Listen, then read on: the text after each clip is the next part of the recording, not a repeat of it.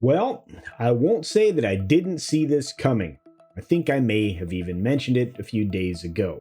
Warner is pivoting very hard with the way that they release media. They are canceling and pulling shows left and right from, well, HBO Max and other places. But there's a larger game afoot, and they're moving kind of fast. Sort of. Let's dive in. Here we go.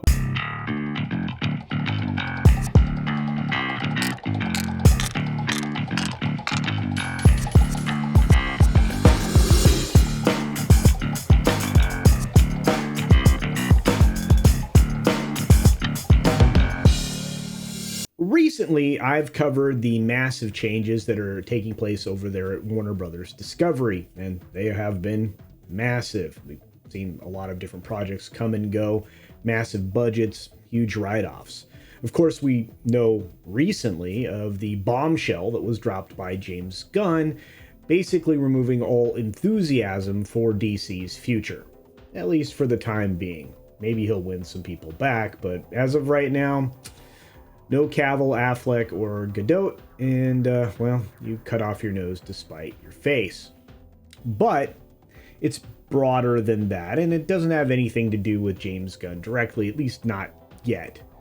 It's the complete overall change in direction that, or at least content direction, that seems to be the overriding theme across the entire company. They want to make things that make money. Seems simple enough, right? But so few media companies have been trying to take that approach recently that it's almost like a foreign concept. I could easily argue that James Gunn has shown that he's allergic to money. I can tell I'm a little upset right now, at least based on his recent decisions. But we will have to take a wait-and-see approach there, and I don't know. Like I said, kind of bummed. David Zaslav, on the other hand, is definitely focused on the bottom line. So let's start there, because he's the most important part in this puzzle. A recent SEC filing just revealed an adjustment in the content and development write-off. What was once $2.5 billion is now $3.5 billion, an increase of $1 billion in write-offs. This also drives up the restructuring costs to approximately $5.3 billion overall. That's huge. This is a very expensive merger indeed. Zaslav himself commented very candidly recently that it's messier than we thought, it's much worse than we thought. You open up the closet, things fell out. We're fixing them, some assets are better than we thought at the core, the talent is better than we thought, but there was a lot that was unexpectedly worse than we thought. Wow, that's a lot of thoughts. All those write-offs, we didn't take one show off the platform that is going to help us in any way. Let me add words to that statement so that it makes a little more sense, and I'll repeat it. All those write-offs that we have taken, we didn't take one show off the platform that is going to help us in any way. Some very unfiltered comments there. Yes, quite candid. What's more is with the recent articles in Deadline and Variety and some other places, we're starting to see a vague outline of the future, at least what is going to be done with a lot of programs going forward. In fact, I think Zaslav gave us a lot of hints along the way with his comments saying that anything content-wise is going to be fair game. And that includes moving things to fast. That's right, fast. We've been talking about it now for several weeks, and now we're starting to see a real jump start to it, at least from the Warner Brothers Discovery side. Late Wednesday, Warner Brothers Discovery announced that it planned to release all this pulled content to a third-party ad-supported television platform, or platforms. It's also lining up its own fast offering, so we should see that in 2023. And we'll be seeing packaged content resold to these third-party fast channels. Fubo, Tubi, Pluto, and many more, including Roku, obviously. This is going to generate scads of extra revenue at a time when profitability is more important than ever, in particular to investors, especially when you're starting behind the 8 ball like you are with Warner Brothers Discovery as far as debt is concerned. Now, of course, all of these canceled and pulled shows aren't all owned by Warner Brothers Discovery. Most people don't realize that. Not everything that airs on any given service is actually produced by that service. Usually you're buying something or you're having somebody else produce it and you pay for it. You know, there's a lot of ways to go about getting it. So shows like Love Life and Minx are actually made by Lionsgate. Made for Love and The Garcias, well, that's actually made by Paramount, or those two shows anyway. And the Gordita Chronicles is actually made by Sony.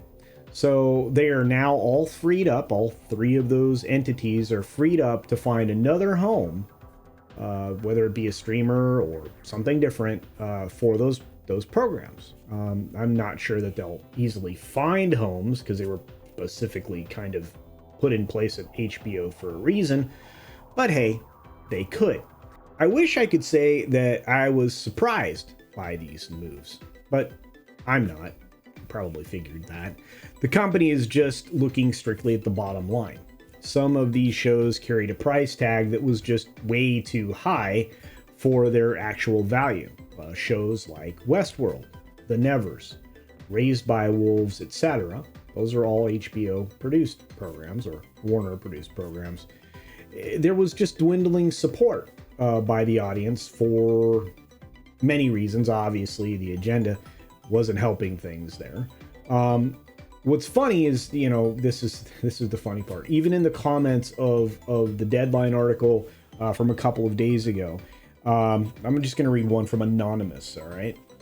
And you probably see it up here on the screen. It says, "This really sucks, and it bothers me that a lot of the content they are dumping are shows that have strong female leads and female production staff.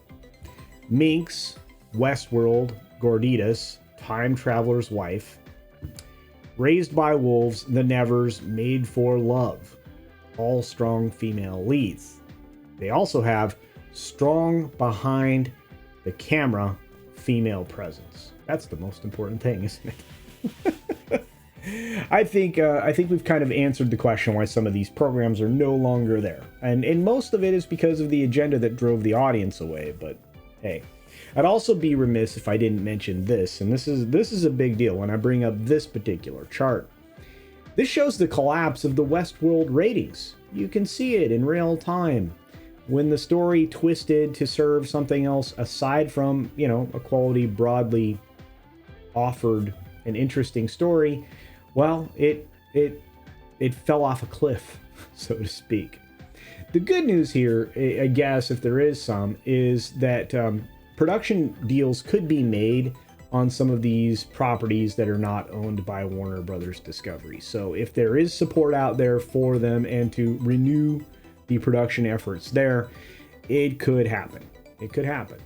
Westworld is probably dead, though. I would say almost certainly dead. Anything made by Warner, I would say, is probably almost certainly dead at this point. There could be a lot to gain here on top of all of this, as I mentioned, at least here for fans of these particular shows. They're going to be on fast channels soon. All these things that all these people love, they're going to be on a fast channel. They're going to be sold in bundles, as I mentioned before, and they're going to be free with commercials, but it'll be fine. Why does this feel like a CW situation all over again with the way that they did catalog sales and stuff? Anyway, what do you think? Do you see a future for these, stripped out, canceled shows that are being pulled from HBO Max and other places? You see that future being on, obviously, fast channels? Are you actually surprised that Warner Brothers Discovery continues to write down all these loser shows? And are you a fan of or interested in any of these shows? I'm curious, so please leave some comments down below. We'll hopefully have a conversation about this. I don't anticipate many people are going to miss many of these things, but I am curious if you were a fan. From what I'm to understand, the only thing that was somewhat valuable to people would have been Raised by Wolves, but a lot of people have complained since the middle of season 2 that show fell off the rails. But hey, I wouldn't know, because I never watched it. Like I said, give me your comments down below. Let's have a little bit of a discussion. Of course, I'm going to always suggest that you support independent content creators out there. They absolutely could use your support. All you have to do is hit the subscribe button, hit the bell for notifications, turn them all on, because that way you won't miss anything. And, comment on videos, hit the like button, of course, and share content. It really does help a channel grow. And I appreciate all of the efforts of all of you of doing that for me recently. And with that, I'll leave you the same way I always do. Be sure to take care of yourself, take care of others, wash your hands, of course, because it's good hygiene. Oh, and Merry Christmas, everybody. And until next time, bye.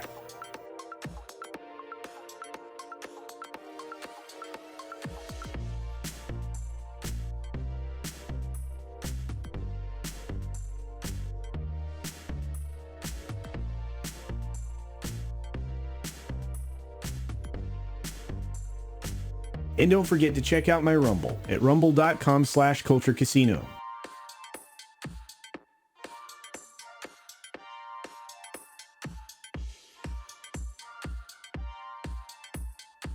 Thanks for visiting today.